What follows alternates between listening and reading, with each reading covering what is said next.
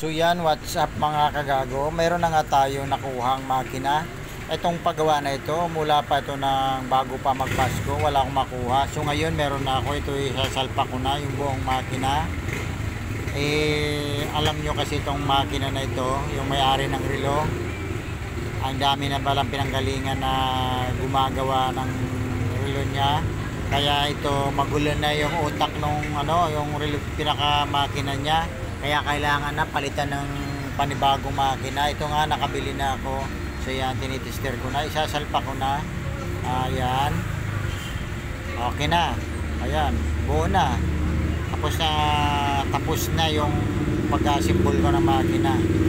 So yan mga kagago.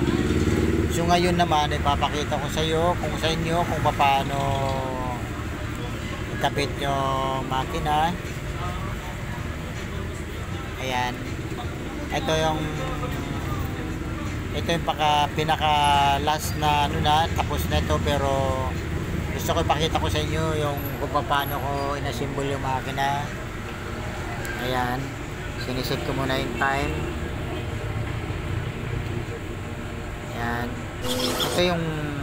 Ito yung gawa ko na successful